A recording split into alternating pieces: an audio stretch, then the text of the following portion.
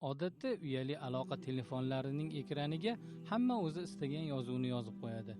Ba'zilarida esa Alloh degan lafzni ko'ramiz.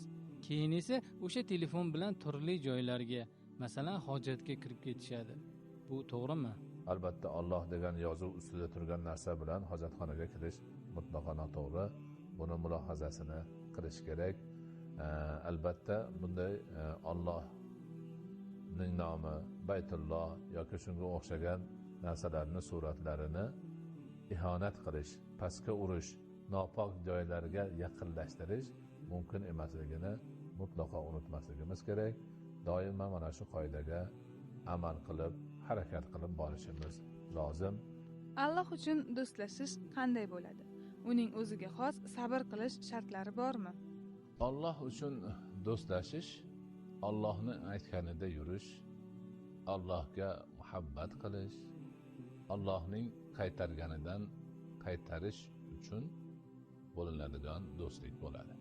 Bu yerda shaxsiy manfaatlar oraga kirmaydi, balki do'stlik Allohga bo'lgan iymon asosida, Alloh taqdim qilgan ta'limotlar asosida, Alloh joriy qilgan shariat asosida ikki taraf yashashlari, bir-birlarini yaxshi ko'rishlari, iymoni uchun yaxshi ko'rish, ibodati uchun yaxshi ko'rish, taqvosi, odob, axloqi uchun do'stlashish ma'nolarini bildiradi.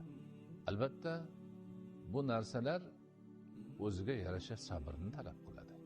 Alloh buyurgan narsalarni ado etishdagi sabrni talab qiladi. Bizda sabrni bir taraflama tushunish, boshiga og'ir bir holat tushganda o'zini u yoq bu yoqqa urib jaza qilmaslik, dodvoy qilmaslik ma'nosini tushuniladi xolos.